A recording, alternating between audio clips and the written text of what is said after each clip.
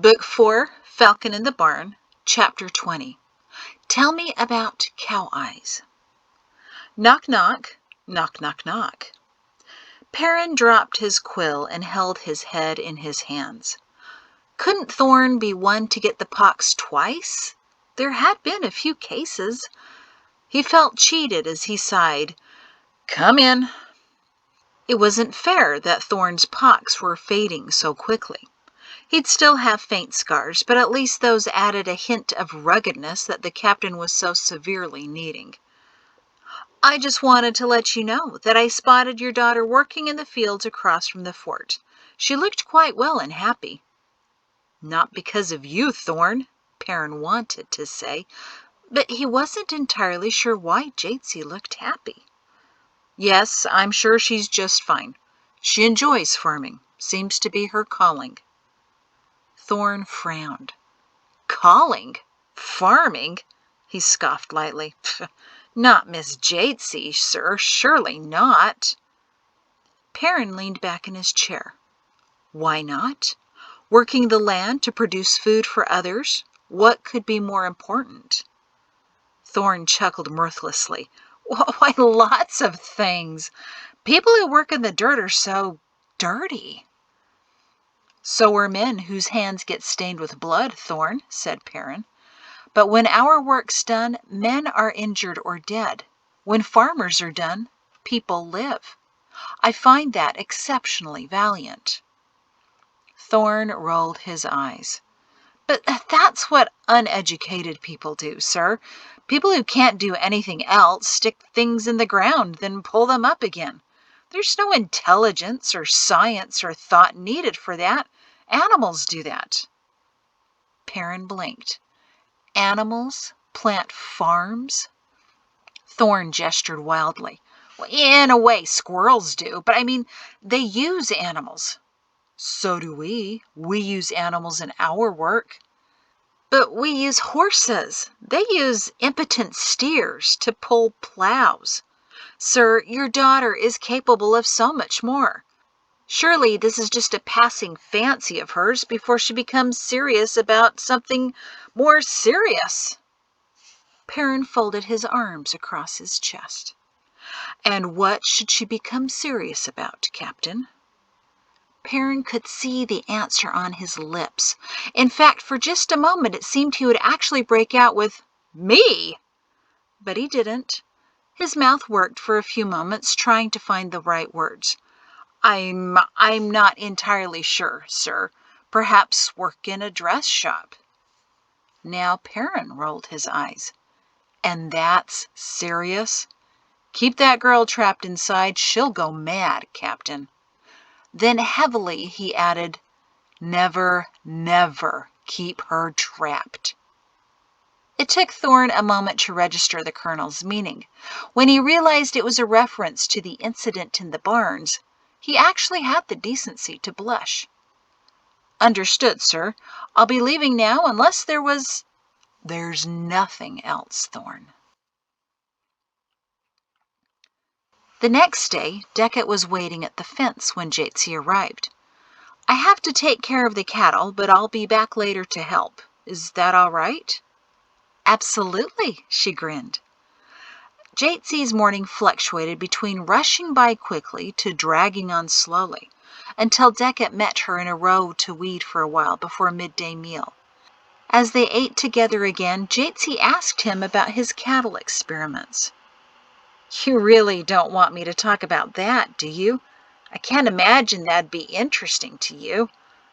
"All right, I'm not interested in cows," she confessed, "just in what you're doing." She turned pink. His face flushed as he examined his hands. "I'm doing on a small scale one of the experiments we're going to try this raining season, finding ways to encourage cows to give more milk. We wanted to see if we talk to the cows, well, if they produce more when they feel appreciated," he finally finished. Jaytsy stifled a giggle, but not too well. I know, my father had the same reaction, but that's why we need to test it," he explained with an embarrassed smile. You really like cattle, don't you? You could say that. I know they're not as graceful and beautiful as horses. He's the very opposite of Lemuel. Jaytsy's mind wandered. The anti-thorn. But there's such an honesty about cattle, a realness. He sighed. I wish I could explain it. I just feel them. Always have. Then he chuckled. Cow eyes, he murmured. Cow eyes? He shook his head. Never mind. No, Jaytsy elbowed him gently. Tell me about cow eyes. It's something I would pull on my mother, he said as his pink went wholly red. Whenever I wanted something or was trying to avoid getting into trouble, I would give her what my father called my cow eyes. Melted her every time. Jaytsy grinned. Show me.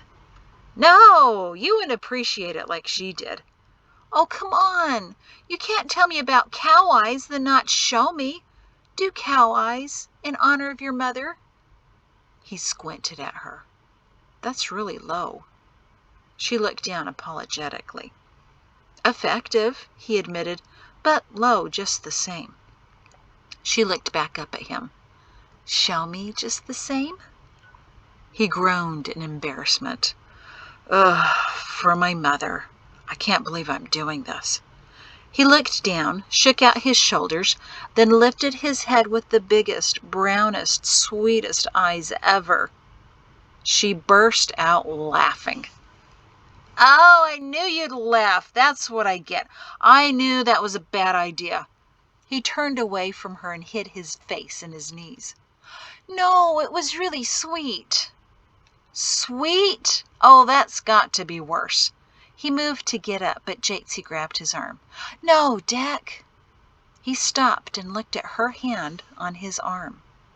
She looked at it, too. I'm sorry I laughed. I just wasn't expecting... She didn't finish because she really wasn't sure what she was feeling at the moment, besides his ample arm under her fingers. He smiled timidly at her. We need to get back to the farm. And he patted her hand with his free hand. The touch was unexpected, startling, yet somehow familiar and overwhelming.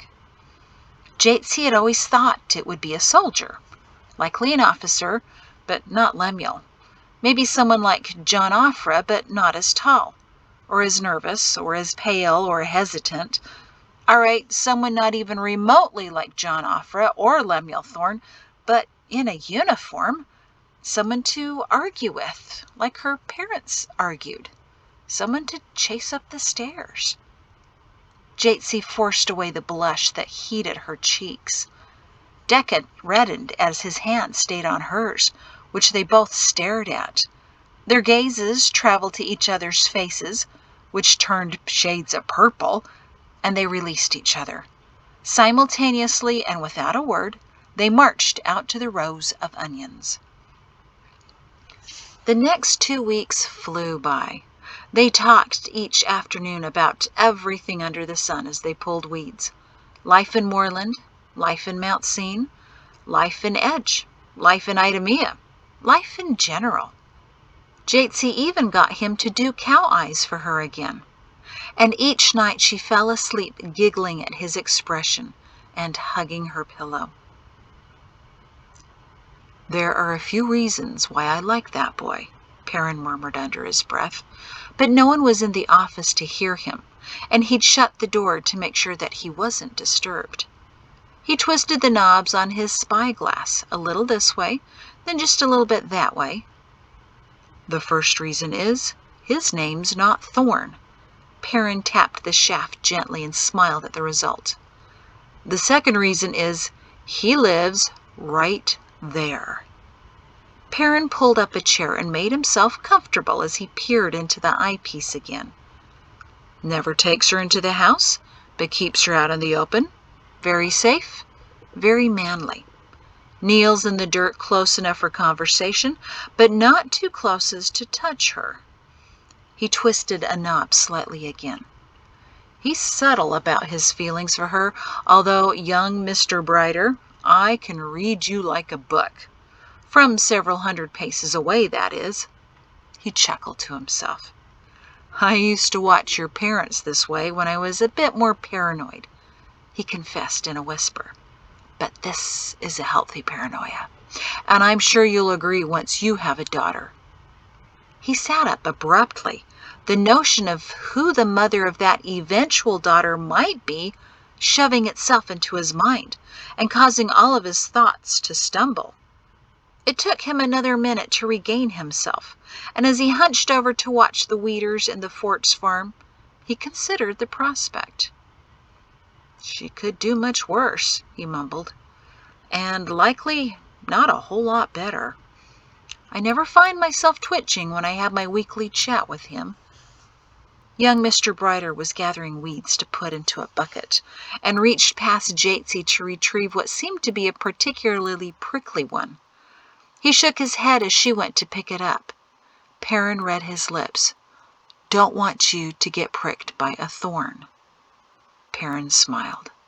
That makes two of us, son. What in the world are you doing?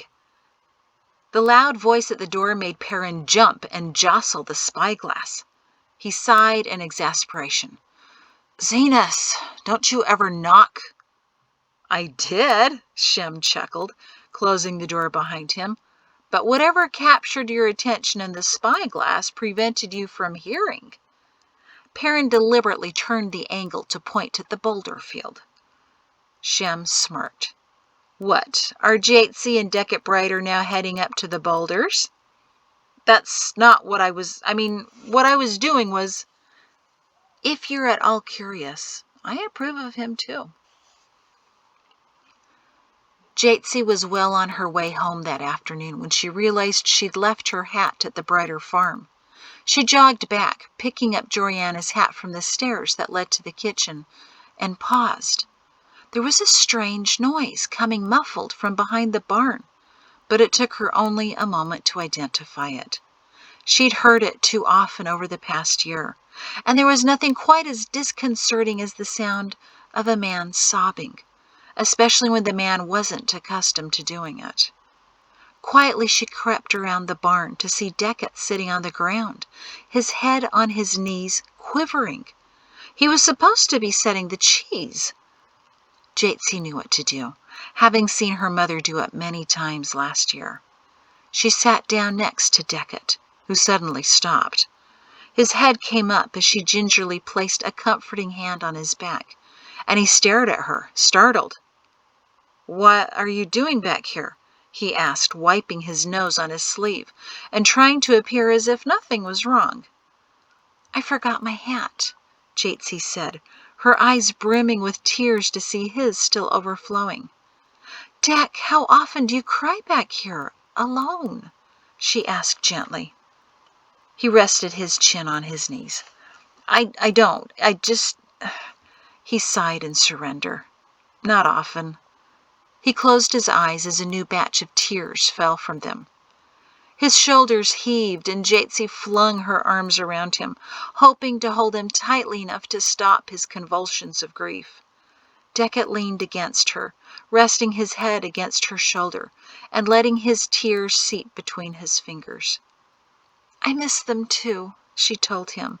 I'm sure you loved them much more than I did, but I came to think of them as my aunt and uncle. They were so good to me, and they've left such a hole. She couldn't say anything more, but sobbed right along with him, aware that some of her tears were sliding onto the back of his head. But that didn't matter. Nothing mattered except that Decet didn't mourn alone, and that Jaytsy held him as tightly as she dared.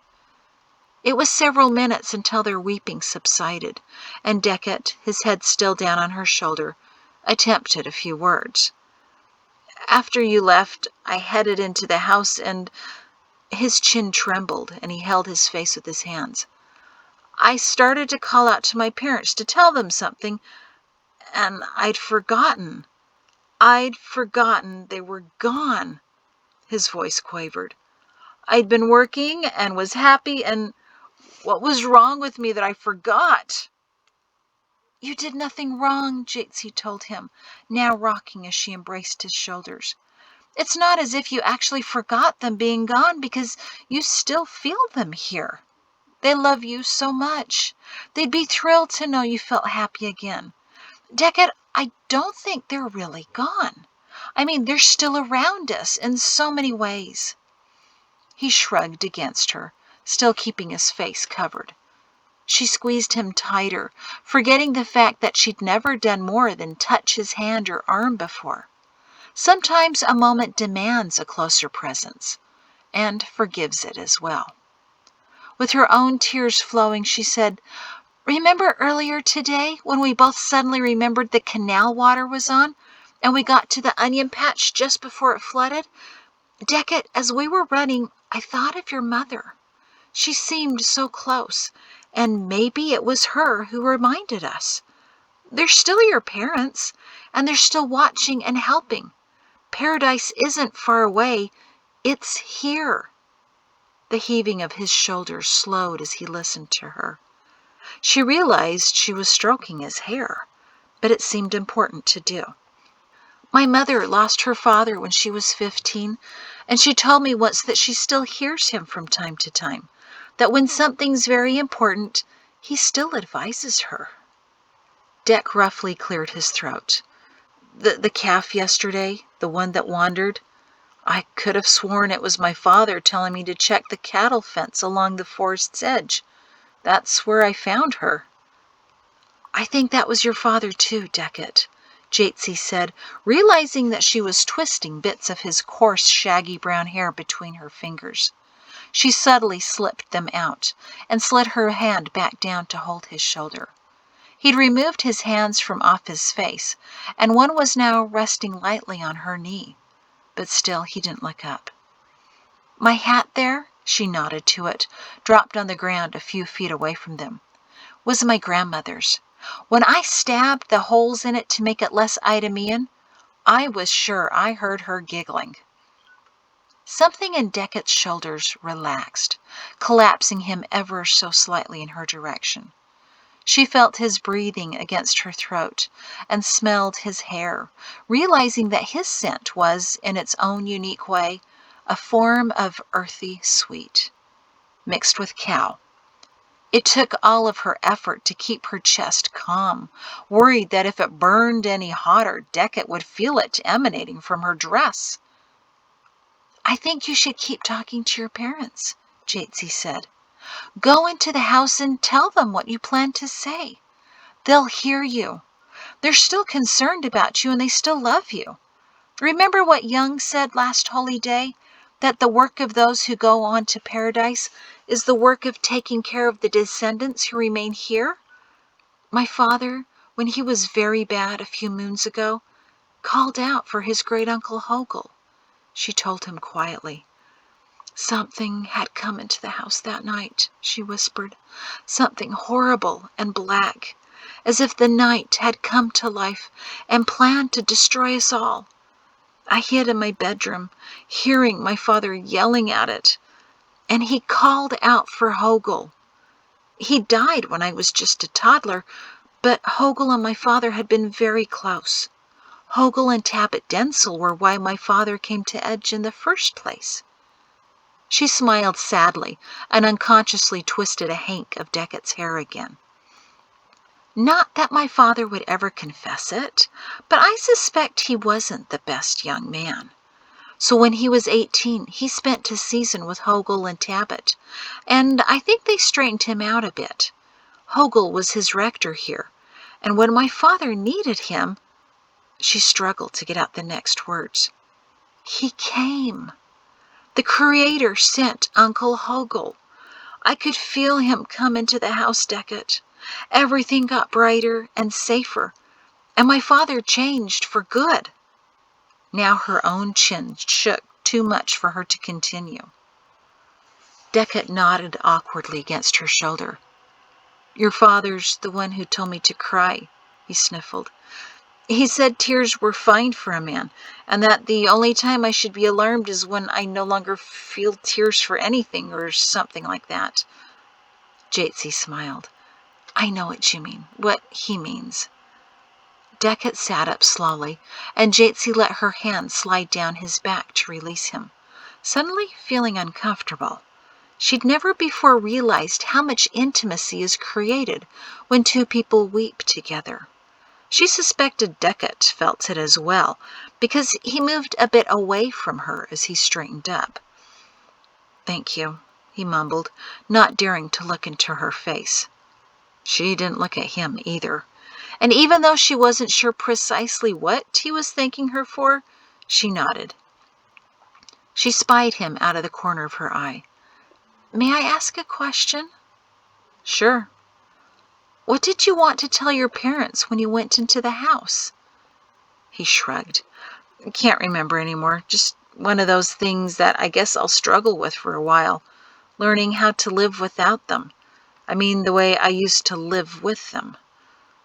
Jaytsy wanted to do nothing more than throw her arms around him again, but still unsure of what to do with the familiarity they'd accidentally created, she instead just patted his hand.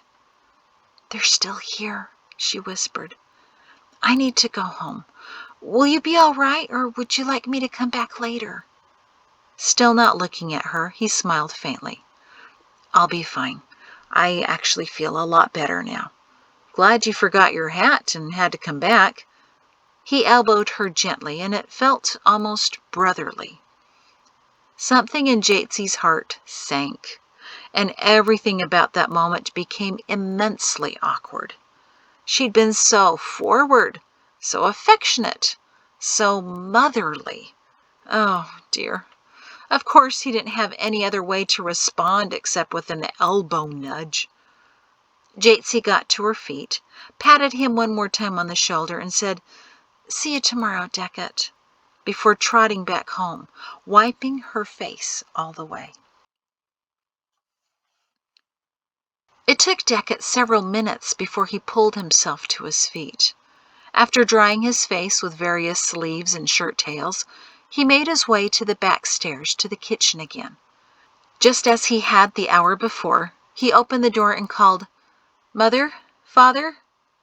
He smiled tentatively at the silent house, unsure if they were indeed there, but feeling a sense of peace nonetheless, so thick it was tangible. "I just wanted to tell you something. I think I found her."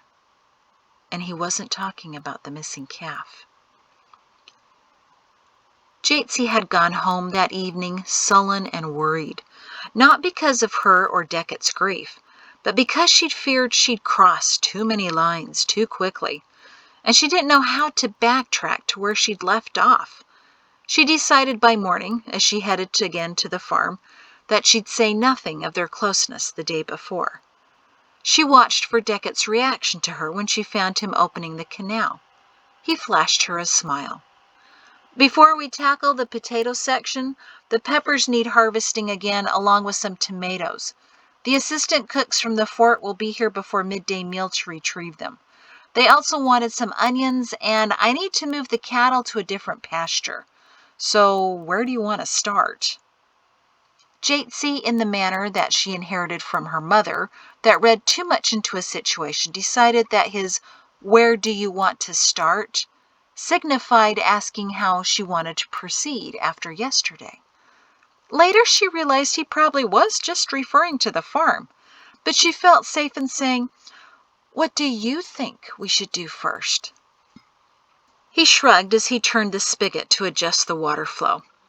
"Tomatoes, then peppers and onions, everything else later." She mulled that "everything else later" for hours, sure that he intended a double meaning, although she wasn't entirely sure what everything else referred to and when later might be. For the next few weeks, they labored side by side, never mentioning the afternoon when they sobbed together, never becoming more intimate than an elbow bump or a hand brush. They weeded and watered and harvested until all too soon there were only 2 days before school began again, and the farm was as finished as it could be, much to Jaytsy's displeasure. Deckett seemed disappointed as well, as they stood up before midday meal and looked at the perfectly thinned and weeded rows extending all the way to the northernmost canal before the forest. "Good work," he said with strained brightness. "I guess there's nothing left for you to do here now that the crops are taking over most of the dirt. It'll take me only an hour or so to pull what the fort wants each day. Then again, in another week there should be more weeds again. Those will take a couple hours of work." "Then there's the full harvest," Jaytsy reminded him. "That will take weeks." "Not for another moon or so," he said dully. "We could have an early midday meal together," Jaytsy suggested. "We could." But even though they ate slowly, too soon that was over as well. Jaytsy stood uncomfortably on the back door steps with him knowing it was time to leave.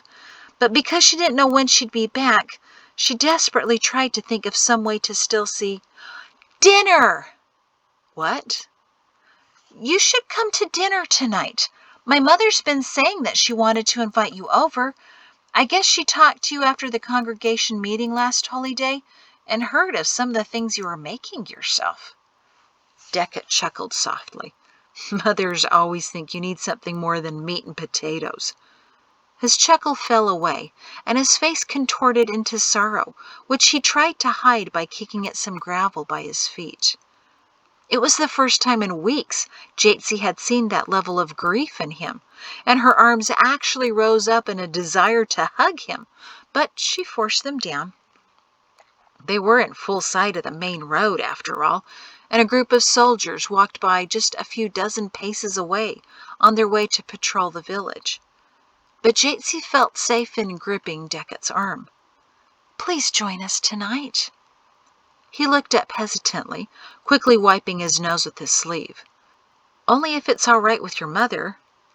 "Oh, it will be, I'm sure," she assured him, holding his bicep firmly and not wanting to let go.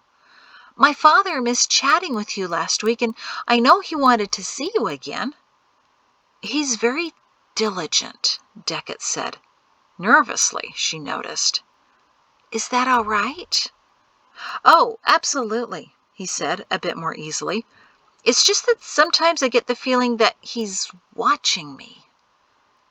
Jaytsy giggled. "He does, but don't worry about him. I think he actually likes you." Deckett's shoulders relaxed. "And that's good, right?" "Oh, yes." "Jayts," Perrin murmured. "How long are you going to hold on to his arm? He's going to need it back sometime." He loosened the bolt on the spyglass, realizing that they were about to walk again.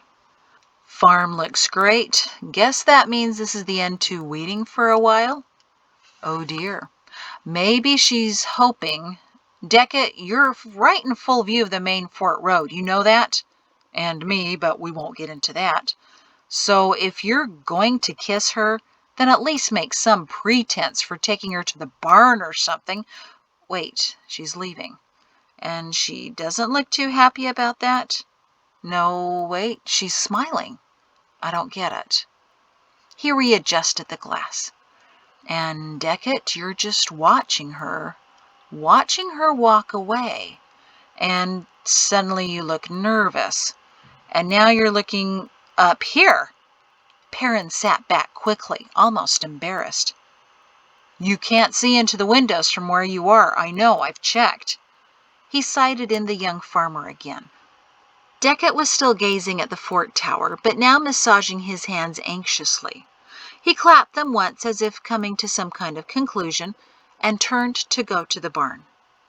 Perrin sat up again, thoughtful. "I think it's time we had you over for dinner." "We really shouldn't be doing this," Mahrree murmured later that evening, as she and Perrin stood in the kitchen. "I feel guilty spying like this."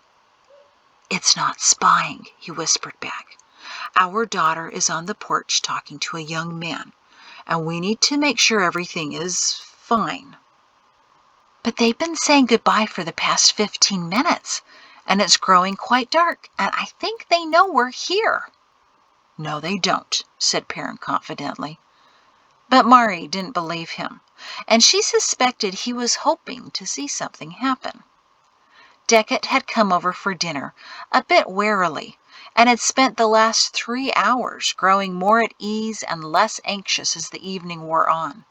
He laughed uproariously at Pato, who he clearly thought was the funniest teenager alive, which irked Jaytsy but thoroughly won over Pato. He listened attentively to Perrin's description of the attack of Moorland, commenting occasionally about the structures he remembered, and frequently watched Jaytsy with what Mahrree was sure was bashful adoration. She couldn't have approved more heartily, especially when Deckett grew teary-eyed that her biscuits tasted just like his mother's had. And now Jaytsy stood at the back door, talking with Deckett, who held the door open as he stood halfway out of it. They kept finding, "Oh, remembers," and "I forgot to tell yous," punctuated with Jaytsy's giggles and Deckett's deeper chuckles.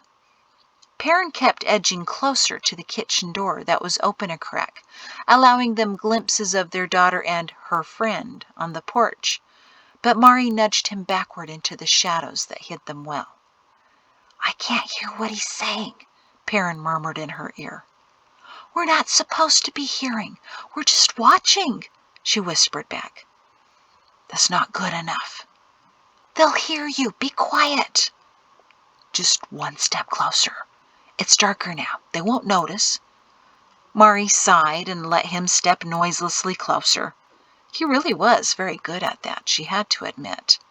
She leaned forward to look at his face in the growing dark, and he was smiling. "Cows," he whispered, and shook his head. Mahrree snuck up to him almost as noiselessly to listen in. "I suppose you could help," Deckett was saying. "I hadn't considered using a female voice." "It would be perfect," Jaytsy squealed. "Divide the cows into 3 groups. One group hears no voice, the other hears a man's voice, the other a woman's voice." Mahrree wondered briefly who the woman's voice would belong to, then winced to realize that her daughter was the woman. "I like it," Deckett said and chuckled. "What if we did an experiment where we said only angry things to the cows, then another one where we said only sweet things?" "Sweet talk a cow," Jaytsy said dubiously. "It's not as uncommon as you might think. Life for a rancher gets pretty lonely, Jayts." She giggled. Perrin groaned quietly. Mahrree jabbed him in the ribs.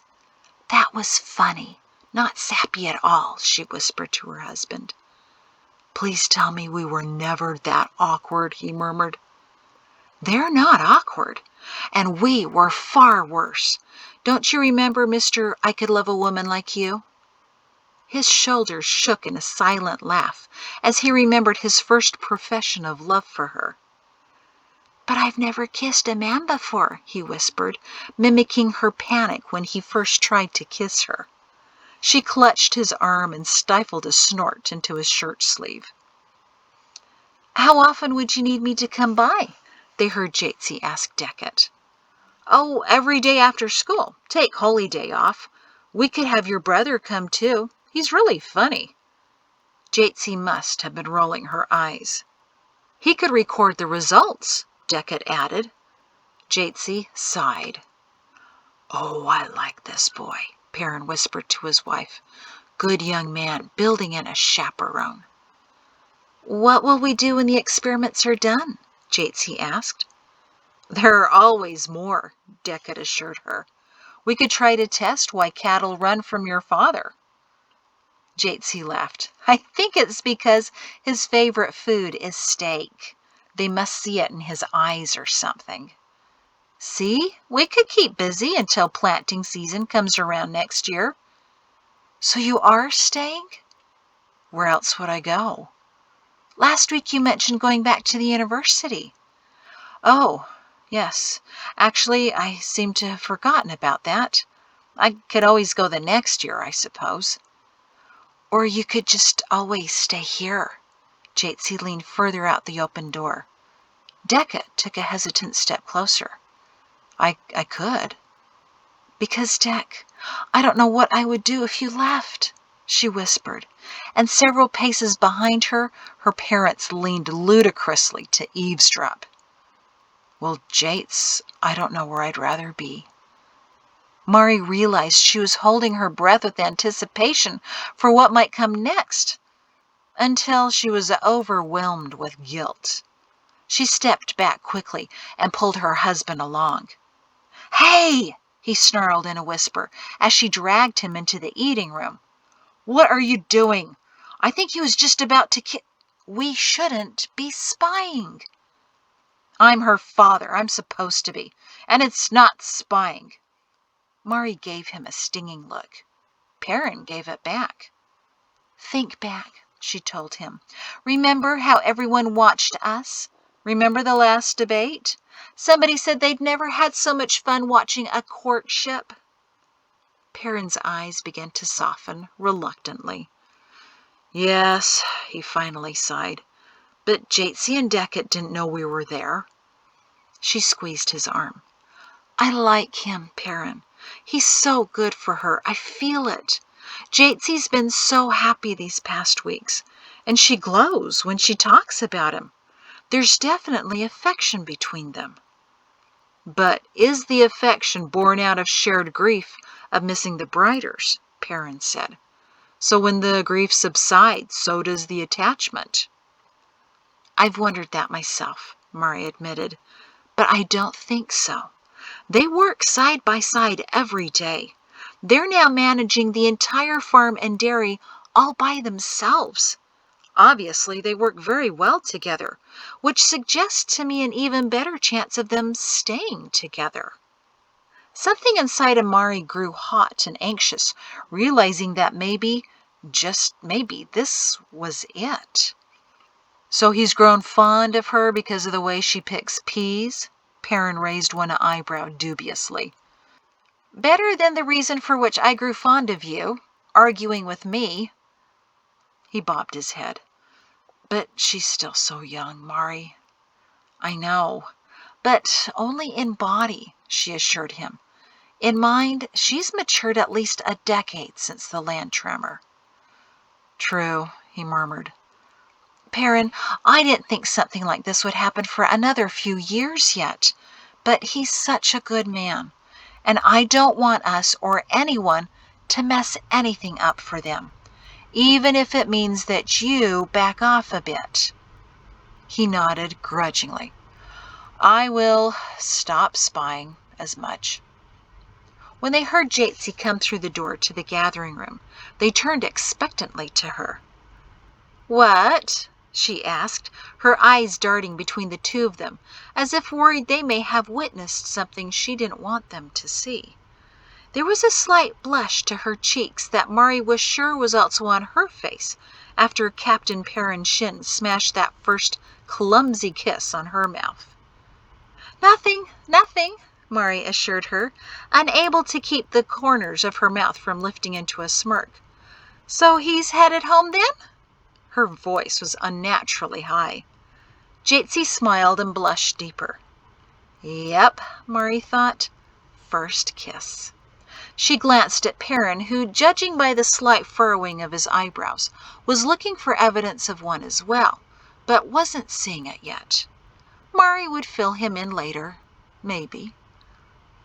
"Yes, he's on his way home," Jaytsy said, admirably in control of her voice, but not her flushed cheeks. "Thank you for letting him come over. He gets lonely there." "He's welcome here any time, Jayts," Perrin said. "I like him."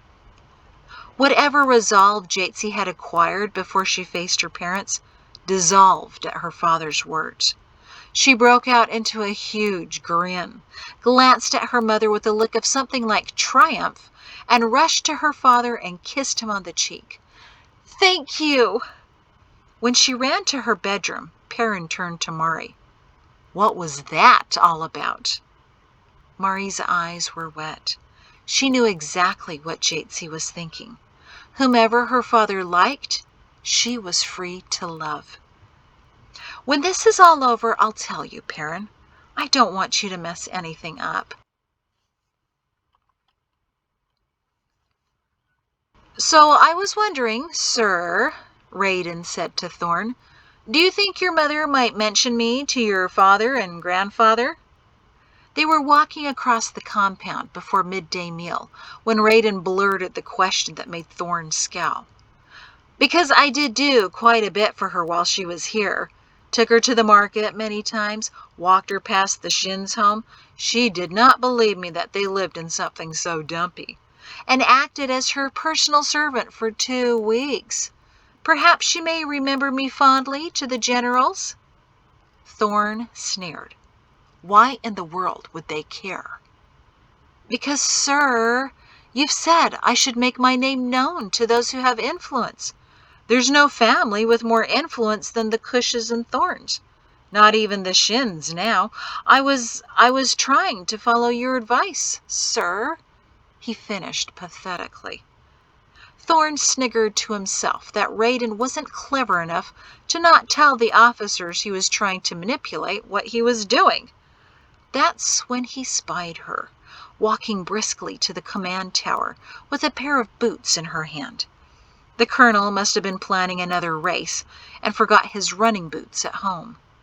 He cleared his throat loudly, and Jaytsy Shin stumbled in her gait. She glanced at Lemuel, who tipped his cap roguishly to her. She nodded briefly back, never acknowledging Raiden, and broke into a jog to the open doors of the command tower. Thorn chuckled. Sir, Raiden cleared his throat, I don't know why you bother. She's clearly not interested. You could have anyone else. Of course I could, Thorn said, but obviously you don't get it. She's his daughter, Raiden. But she doesn't really seem your type. All girls are the same type. She'll come around soon enough and be mine by the dinner next year. Really? Raiden said, sounding unconvinced. So why her? There's no other girl with her bloodlines. Imagine the Shin line mixed with the Thorn and Cush lines. Our son will be the greatest general the world ever saw, under my tutelage. So, Raiden said hesitantly, it's only her blood you want, her ability to give you a boy. What else is there to want in a girl? I've often wondered that myself, Raiden murmured. What was that? Nothing, sir, nothing. But Raiden wore an enigmatic smile. Thorn shrugged at it. She'll present me with the most remarkable son, he said confidently. Maybe even 2. Could always use a spare. Oh, no, you don't, Perrin shouted, trying to catch his breath. For once, John Offra was faster. The lieutenant didn't expel any unnecessary energy as he raced past the fort, but he couldn't suppress his grin. He'd finally understood what the colonel had been trying to teach him about lengthening his stride and matching his breathing to his pace. While he was only 3 paces ahead of his commander, it felt like miles. You can't keep it up, John, Shin panted, seemingly right behind his ear. That sent a chill down the lieutenant's back, but the good kind, that kicked up one's speed that extra notch. 4 paces ahead, now 5. They sprinted past the barns and beyond the fort, out toward the canals in the east. The race would be decided by whomever leaped across the canal first, stopping before they hit the slope down to the thick marshes that extended for miles to the sea. Neither man noticed the audience of several dozen soldiers at the fort, shouting encouragement and cheering to see the thin lieutenant, who had bulked up over the past season, finally outpacing their commander. The men flew by so quickly no sounds reached them. Captain Thorn's glare didn't reach them either. His shoulders tensed, his eye twitched, and he folded his arms in defiance as he watched the race that occurred several times a week now. But neither of the men, with sweat streaming down their faces, thought for one moment about Captain Thorn. All they saw was the blur in the distance that would soon be the canal. Clearing it accurately would be even more important right now since it was full and running swift. Offra saw the distant goal and felt his chest swell with pride. Then his chest began to tighten, as if ready to split his flesh. The colonel was right. He couldn't keep up the pace. Every muscle suddenly protested his speed. The colonel's panting was right next to him. Not bothering to waste any energy gloating, Shin raced alongside, his eyes focused solely on the end in front of them. Afra flagged, a cramp developing, and he fell back. "Oh, no, you don't!" the colonel shouted for a second time. "Stay with me, John. Look beyond the goal. Run to the marshes. Stay with me, son." Afra didn't expect his eyes to fill suddenly with salty water. He thought maybe it was sweat dripping into his eyes, but a stinging around his tear ducts told him otherwise. The colonel had called him son. No one had ever called him son, not even his father before he died when John was 12.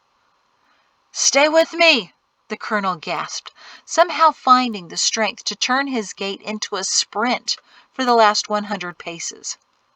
John wasn't about to let him finish the race alone. Ignoring the pain and cramps, he pushed until he found himself matching the colonel's pace. "Yes!" he gasped in surprised joy. It didn't last. "No!" both men cried as they reached the edge of the canal. It took the officers about 15 seconds to realize that they were flailing chest deep in cold water. "Did it suddenly get wider?" Shin gasped, wiping his face and grabbing an exposed root along the bankside to keep upright in the current. "I'm sure it got wider." Afra shook his head and shivered. When he looked downstream for a way to climb out, he groaned. "There, sir, that's where we usually jump the canal, the narrower section." To his surprise, the colonel laughed. "It is! How did we miss it?" Afra dared to smile back. "I guess I was so focused on beating you, He shrugged. "So which one of us won?" Afra shrugged again. "Judging by the splash," an unexpected voice carried over to them, belonging to Sergeant Major Zenas, who was accompanied by 10 new recruits, all on horseback, and all of them sniggering. "I would say it was a fair tie. So am I to expect swimming in the next strongest soldier race?" He was uncoiling a length of rope from his saddle, readying to toss it to the 2 wet officers. Colonel Shin glared good-naturedly as he caught the rope and automatically handed it over to Afra. "Just get us out, Zenas." 10 minutes later, the 2 drenched men, grinning sheepishly, slogged back to the compound of the fort to a variety of stares and snickers from soldiers trying not to show disrespect. But Captain Thorne was appalled. "Sir, what happened?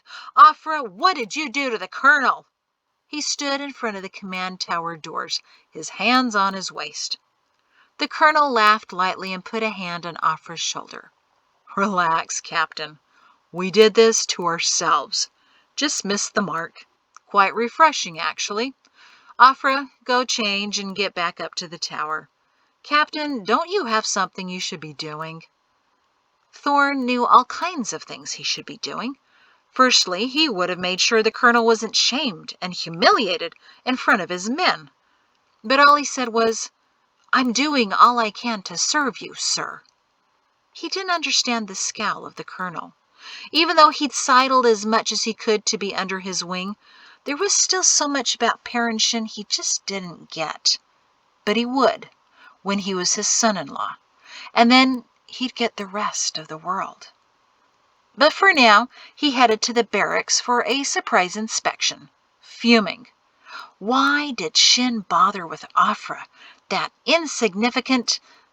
Thorne stopped dead in his tracks, a most revolting thought occurring to him as he remembered the words of his mother. Jaytsy will feel obliged to love the man her father most approves of. Thorne clenched his fist. It was Afra. He was trying to impress the colonel to get to his daughter. But Afra was so hopelessly incompetent, so completely wrong for Jaytsy. He had no army heritage, no family, weren't his parents dead? and no ability to become more than a second-rate officer. Lemuel turned to the officers' quarters and noticed the door to Afra's room had just shut. Thorn pounded on the door. "Yes?" he heard Afra's muffled voice. "Enter?" Thorn opened the door and did his best to smile. Afra squinted nervously, stopping in mid-motion to remove his white undershirt. "Just saying if you need any assistance, Afra." "To change my clothes?" Lemuel realized it sounded stupid, too. "I wanted to apologize to you for snapping out there. I was just surprised." Afra's eyes grew bigger. "That's quite all right, sir. No offense taken." He pulled off the wet shirt and dropped it on the ground. "Good thing my washing was finished yesterday," he chuckled tensely. "Everything should be dry soon in this heat." He looked at Thorn to see if he was going to watch him remove his trousers next. "I was just wondering," Thorn tried to find the best way to bring it up. "How often do you and the Colonel run?" Afra sat on his bed to pull off his boots. They made a squishing sound as he yanked one off, and water poured out on the wooden floor. Afra smiled uncomfortably at it. "Several times a week, sir. Long run once a week." Thorn nodded slowly, shifting his own boot slightly to keep it from the growing puddle on the ground. "And do you ever run by the Colonel's house?" Afra shrugged as he removed the other sloshing boot. "I suppose we do. We run past every house and edge." Thorn stepped back to avoid being touched by the new splash of water. "So you're familiar with the Colonel's home, then?" Afra sighed. "Sure." He said, "Captain, I'm not sure where this is going." "You really don't, do you?" Thorn squinted. "Let's keep it that way." And he walked out of the room, leaving a baffled Afra. And that's the end of the chapter. Thank you.